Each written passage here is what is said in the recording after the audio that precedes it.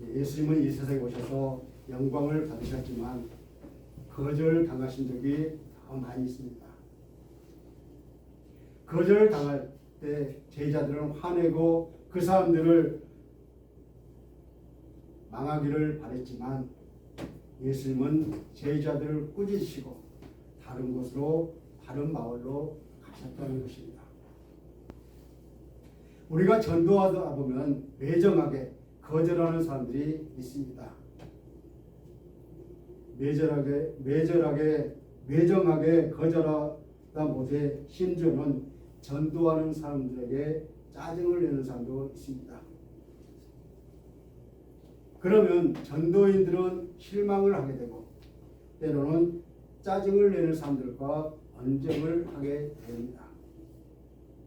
그런데 여러분, 언쟁이라도 했다가는 우리의 전도가 더욱더 어려워진다는 것을 우리는 알아야 합니다. 왜냐하면 짜증을 내는 사람들은 자기 자신들이 옳다고 잘했다고 생각하기 때문에 전도인들을 향해서 믿는 사람들이 더 나쁘다고 그렇게 이야기를 하고 있습니다. 물론 전도를 하다 보면 거절당할 때가 참 많이 있습니다. 예수님도 12제자를 전도하러 보내실 때에 거절당할 수 있음을 이미 알고 계셨습니다. 그래서 어느 곳에 가든지 너희를 영접하지 않고 너희 말을 듣지 않거든 거기서 나갈 때 너희 발에 묻은 그 먼지를 털어버려 그들에게 증거를 삼으라고 그렇게 주님은 말씀하셨습니다. 그리고 다른 곳으로 떠나라고 그렇게 말씀하셨습니다. 우리도 어떤 사람들과 이런 관계 속에서 이 모양 저 모양으로 거절당할 때가 참 많이 있습니다. 그리고 거절당한 것이 두려워서 아예 시작도 못하는 사람들도 있습니다. 세일즈나 마케팅을 하는 사람들을 훈련할 때도 거절에 익숙해야 된다고 그렇게 가르치고 있습니다. 그들은 거절당할 줄 뻔히 알면서도 두려워하지 않고 상품을 알려야 하고 그 상품을 팔아야 하기 때문에 매일매일 거절당하면서도 계속해서 시도하고 있습니다. 전도도 마찬가지입니다. 우리가 복음을 거절당할 줄 알면서도 우리는 계속해서 복음을 전해야 한다는 것입니다. 다만 우리가 복음을 전할 때 상대방에게 호감이 갈 수 있도록 전해야 하고 거절당할 때도 절대로 상대를 원망하지 말아야 한다는 것입니다. 문제는 이단들이 더 잘하고 있다는 데 있습니다. 그러므로 바른 신앙을 가진 사람들이 예수님 보고 예수님의 방법을 우리는 취해야 한다는 것입니다. 왜냐하면 예수님 역시 이 세상에서 복음을 전하실 때 수많은 거절을 당하셨기 때문입니다. 오늘 본문을 보니까 예수님께서 예루살렘을 향한 마지막 여행의 첫걸음을 디디셨을 때 사마리아로 가야 하는 그러한 일이 생겼던 것입니다. 그런데 사마리아인들에게 거절당하는 내용을 오늘 본문에서 우리에게 보여주고 있습니다. 그렇다면 예수님이 거절당하실 때 어떻게 대응하셨는지를 우리는 이 시간 배워보면서 은혜 받는 시간 되시기를 간절히 소원합니다. 첫 번째로 사마리아 마을로 가시려는 예수님이십니다. 예수님은 거절을 당하실 때 지혜롭게 대응하셨어요. 예수님으로부터 우리가 배우면 거절당할 때 대응하는 그러한 지혜가 생깁니다. 예수님은 거절당하다 못해 핍박과 위협과 죽음을 당하기까지 하셨지만 언제나 예수님은 지혜롭게 대응하셨습니다. 오늘 본문에 보면 예수님이 거절당하시는 그러한 장면이 나옵니다. 예수님은 자신의 때를 알고 계셨어요. 나타나야 할 때, 또 잠시 숨어야 할 때를 알고 계셨습니다. 또한 예수님은 아버지께로부터 왔다는 사실을 알고 계셨기 때문에 다시 아버지께로 가야 한다는 것도 알고 계셨습니다. 그래서 오늘 본문에서 승천할 기약이 차감해라고 말합니다. 이것은 바로 십자가의 고난을 의미합니다. 예수님은 십자가 고난과 부활의 고난 후에 하나님께로 오르셨기 때문입니다. 본문 51절을 다 같이 읽겠습니다. 51절입니다. 시작. 예수께서 승천하실 기약이 직전에 예루살렘을 향하여 올라가기로 굳게 결심하시고. 아멘.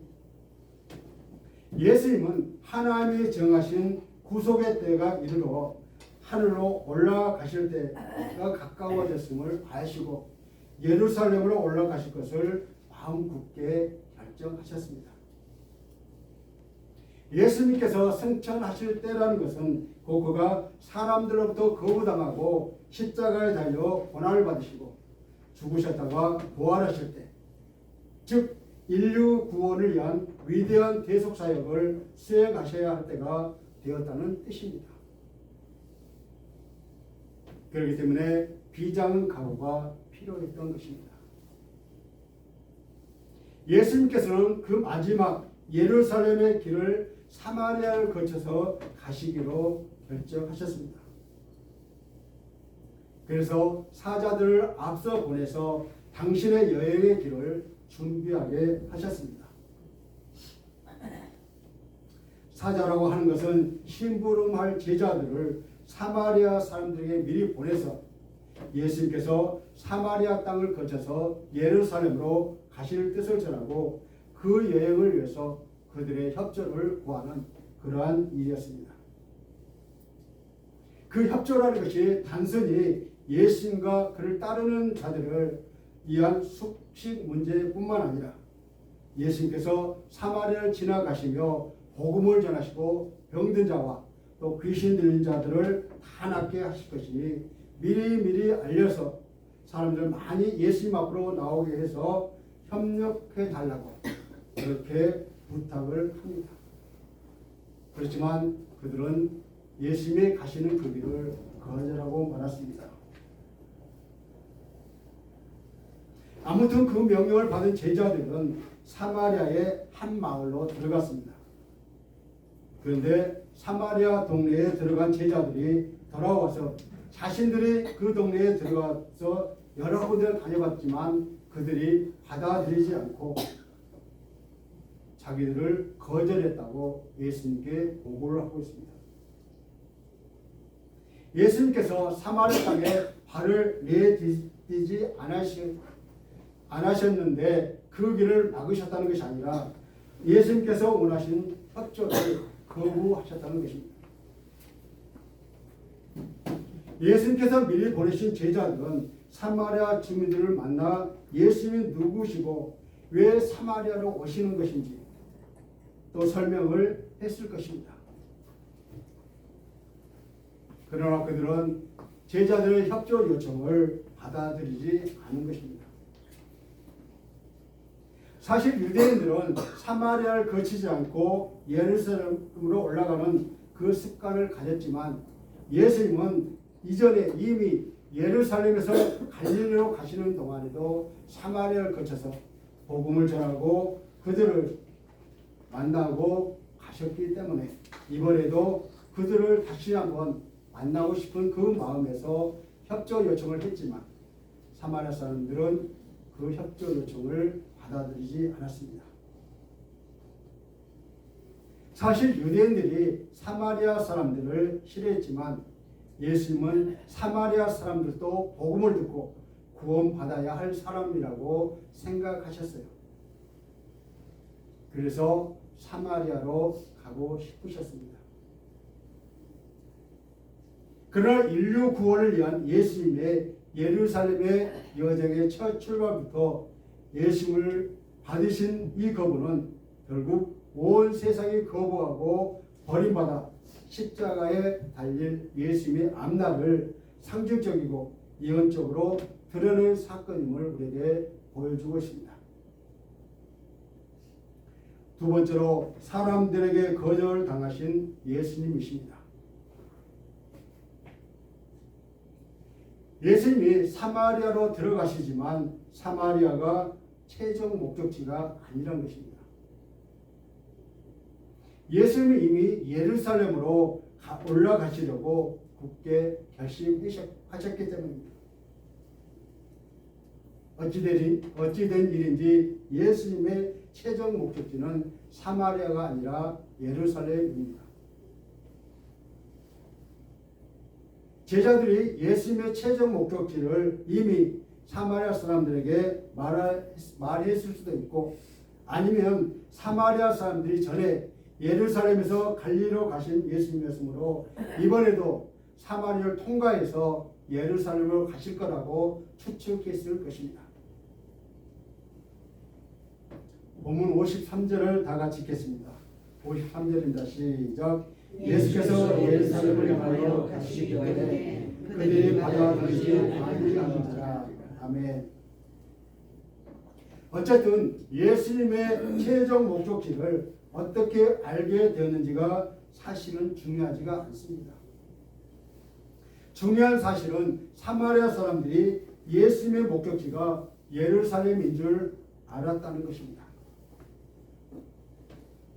예수님이 예루살렘으로 올라가신다는 말을 들은 사마리아 사람들은 예수님과 그 일행을 반기지 않고 맞아들이지 않았습니다. 여기에는 사마리아인과 유대인들의 갈등이 그렇게 심했다는 것을 우리는 볼 수가 있습니다. 사실 사마리아와 이스라엘은 한 민족이었어요. 솔로몬 이후에 나라가 분열되고 그중 사마리아 지역 사람들은 절기 때마다 예루살렘을 성전을 향해 가는 문제가 있었습니다. 그래서 북이스라엘 여로보암 왕이 금시상을 만들어서 단과 세겜에 두고 백성들에게 섬기게 했습니다. 그리고 문제는 제사장은 반드시 레위인이어야 했는데 아무나 제사장직을 맡겨서 제사를 드리게 했다는 것입니다. 유대인들이 보기에는 사마리아 사람들이 마음대로 종교를 망가뜨리는 그러한 사람이었던 것입니다. 이후에 아스로 왕이 북이스라엘 사람들을 아스로 잡아가는 대신에 이방 사람들을 이주시켜 살게 했습니다. 그러다 보니 자연히 피가 섞이고 생활 방식이 혼합되어서 민족적 전통성을 흐려놓았고 사마리아 외 지역의 유대인들로부터 멸시를 당하는 그런 지방이 되었던 것입니다. 그래서 사마리아 사람들은 사마리아 지역의 그리심산이라는 곳에 성전을 따로 세우고 성경도 독자적으로 만들었으며 그들만의 예배 의식을 따로 정하고 있었습니다. 그리고 무엇보다도 사마리아 사람들과 유대인들 간의 극렬한 대립은 이스라엘 백성을 위하여 하나님이 정해주신 예배의 처소가 어디에 있느냐 하는 문제 때문에 극렬한 대립을 하고 있었습니다. 사마리아 사람들은 그것이 사마리아 땅에 있는 그리심 산에 있다고 주장했고 유대인들은 예루살렘에 하나님께서 예배의 처소를 주셨다고 그렇게 주장하고 있었던 것입니다. 그러니 서로 미워하고 원수로 여겼으며 그래서 사마리아 사람들은 예수님이 자기네 땅 사마리아를 밟으면서 유월절을 맞춰서 예루살렘으로 올라가는 예수님을 거절했던 것입니다. 그분은 그들에게 있어서는 당연한 것이었기에 싫어할 이유가 되었던 것입니다. 결국 예수님은 사마리아 사람들에게 거절을 당하셨어요. 이전에 은혜를 베푸셨던 마을에서 거절당하셨으니 예수님은 얼마나 황당하다고 생각할 수 있겠습니까? 과거의 은혜를 잊은 거절이지만 예수님의 공생의 사이에서 거절은 늘 있었던 것입니다. 세 번째로 과격한 제자를 알고 계신 예수님이십니다. 제자들은 예수님과 동행한 지 꽤 오래되므로 예수님 이전에 사마리아에서 은혜를 베푸신 적을 이미 알고 있었습니다. 그럼에도 이번에 사마리아에서 예수님의 거절당하심도 알고 있었어요. 그러나 이 사건 속에서 우리가 주목해야 할 것은 사마리아 사람들이 이러한 거부에 대한 제자들의 반응이었습니다. 제자 중에 예수님과 더 많은 시간을 두고 있는 두 사람인데 바로 세베대의 아들 야고보와 요한입니다. 이들은 예수님과 산에 올라갔을 때 변화된 모습을 보았던 자들입니다. 예수님과 특별한 시간을 보내다 보니까 예수님을 향한 애착도 다른 제자들보다 더 강한 것 같습니다. 그들은 별명답게 두 사람이 사마리아 사람을 향해서 화를 내며 예수님께 이렇게 말하고 있습니다. 예수님이 이들의 성격을 오래전부터 간파하고 계셨기에 이들을 부르실 때 보아너게, 즉 우리의 아들이라는 별명을 덧붙여 주셨어요. 예수님은 두 제자를 비롯한 제자들의 성격과 행동 그리고 특성까지도 속속들이 알고 계셨던 것입니다. 야고보와 요한은 자기들이 할 수만 있다면 하늘로부터 불을 내려서 사마리아 사람들을 멸하고 싶었습니다. 마치 자신들이 이러한 권한을 가진 자처럼 그렇게 행동을 했던 것입니다. 본문 54절을 다 같이 읽겠습니다. 시작. 제자 야고보와 요한이 이를 보고 이르되 주여 우리가 불을 명하여 하늘로부터 내려 저들을 멸하라 하기를 원하시나이다. 아멘. 사마리아 사람들의 거절이 그만큼 괘씸하게 여겨졌던 것입니다. 그들은 아마도 옛날 선지자 엘리야가 두 차례나 불을 내려서 왕이 보낸 50부장과 그의 군사 50명을 살라 죽게 한 그것을 기억하고 있었던 것 같습니다. 나의 선생님, 나를 아껴주신 분, 예수님을 보호하고 싶은 그 마음이 누구에게나 있습니다. 두 제자는 예수님의 의도를 알아야 하는데 예수님이 질문하는 내용에서 예수님의 의도와는 전혀 다르게 말했던 것입니다. 그러나 야고보와 요한의 그러한 생각에 대한 예수님의 반응은 부정적인 것이었습니다. 네 번째로 돌아보아 꾸짖고 비켜가신 예수님이십니다. 오늘 본문 앞에 바로 49절을 보면 제자 중에 동생 요한은 예수님의 이름으로 귀신을 내쫓는 어떤 사람이 예수님을 따르지 않는 것을 보았습니다. 그래서 요한은 예수님의 이름으로 사용하는 것을 막았습니다. 이것은 귀신을 내쫓는 일을 하지 말라는 의미이기도 합니다. 당시 예수님의 제자들은 자신들이 귀신을 내쫓지 못하였으면서도 어떤 사람이 예수님의 이름으로 이적을 하는 것을 하지 못하도록 막았어요. 그 이유는 그가 자신들과 함께 다니는 사람이 아니라는 까닭에서였습니다. 제자들의 이러한 막음은 자신들만이 이적을 행할 수 있다는 우월감을 가진 것으로 천국에서 누가 큰 자라는 그런 가르침을 받았으면서도 불구하고 여전히 자기를 부인하고 자기 십자가를 지고 예수님을 따르지 못하는 그러한 모습을 우리에게 보여주고 있습니다. 요한이 이 일을 자랑스럽게 예수님께 말했을 때 50절에서 예수님은 요한에게 금하지 말라. 너희를 반대하지 않는 자는 너희를 위하는 자니라 라고 말씀해 주셨습니다.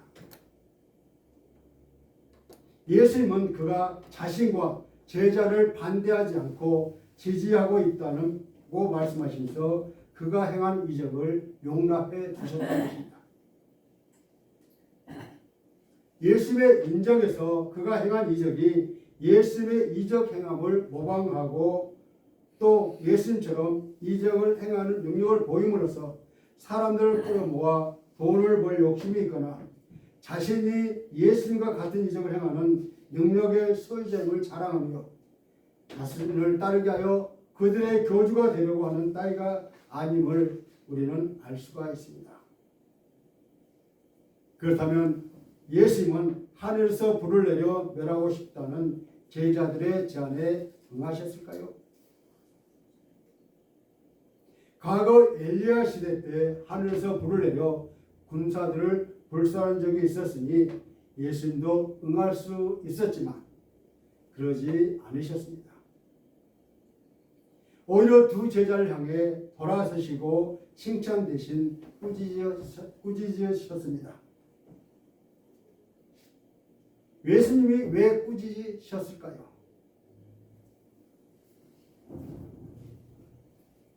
예수님이 이 세상에 사람들을 구하려고 오셨습니다. 예수님이 세상을 심판할 권세를 가지고 계셨지만 심판보다 구원이 먼저였습니다. 하나님의 아들을 세상에 보내신 이유는 세상을 심판하려 하심이 아니라 구원을 받게 하려는 것이었다는 것입니다. 그렇습니다. 예수님은 사마리아 지역 사람들을 비록 당신을 거절했다 할지라도 그들에게 심판 내리시기를 거절하신 것입니다. 예수님은 자신을 환영하는 사람들에게는 복을 내리고 자신을 반대하는 사람들에게는 불을 내려 태워 멸망시키시는 분이 아니십니다. 예수님은 자신과 자신을 따르는 제자들을 반대하며 배척한다고 해서 그들을 미워하며 응징하듯이 대하지는 않으셨습니다. 예수님은 자신을 반대하며 맞이하지 않는 자들에게 분노하는 대응보다 그들에게서 떠나 침착하고 차분하게 다른 마을로 가셨던 것입니다. 예수님은 사마리아 사람들을 심판하시기보다는 하나님의 뜻을 준행하기 위해서였습니다. 예수님이 자신에게 주어진 권능을 장차 마지막 날에 의인은 영생에 악인은 영벌에 처할 수 있는 그런 권위를 가지고 계시지만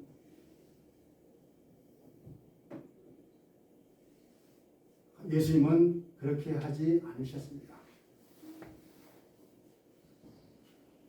땅에 계신 이 세상에 있는 동안에 자신을 반대하며 배척하는 자들을 혼내며 징벌하는 것에 쓰지 않으셨습니다.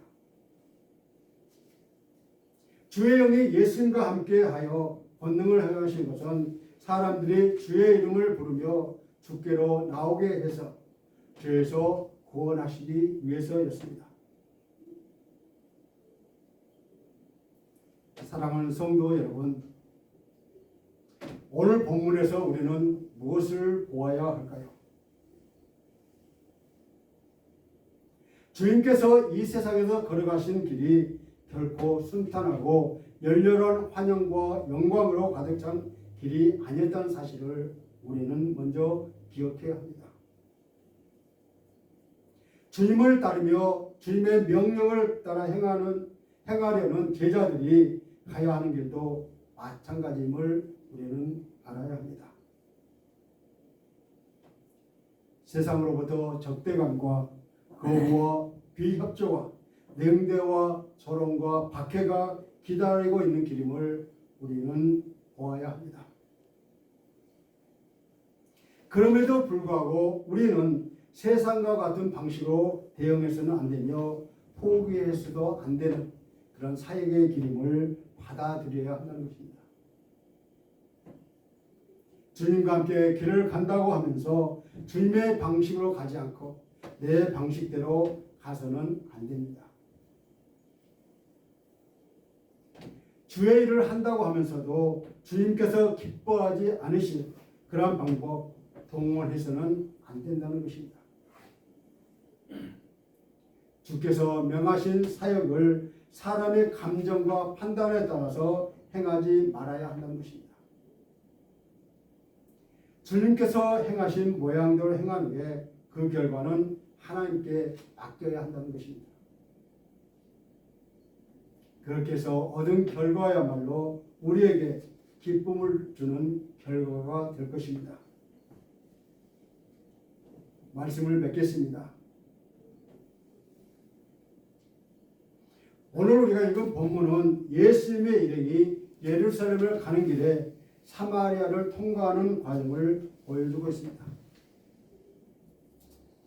예루살렘을 가는 길은 십자가를 지기 위해서 가시는 길입니다. 그래서 예수님은 마지막으로 사마리아 사람들에게 메시지를 전해 주려고 했을 것입니다. 그런데 사마리아 사람들은 마지막까지 끝까지 거절하고 말았던 것입니다. 그들은 예수님이 예루살렘 사람들과 한통속이라는 생각으로 거부한 것입니다. 이것은 예수님을 잘 모르고 오해하고 착각해서 그렇습니다.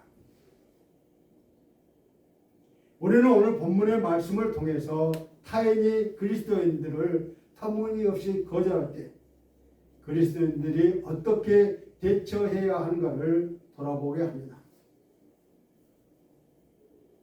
사람들의 비난을 뒤로하고 묵묵히 자신의 발걸음을 옮기시는 예수님의 뒷모습을 생각하며 우리가 전도하다가 거절당할 때 우리 속에는 욱하고는 불을 다스리는 저와 여러분이 되시기를 주님의 이름으로 간절히 축원합니다. 우리는 누군가에게 거절당했을 때 나는 하나님의 방법대로 대응하고 있는지 잠시 묵상하시겠습니다.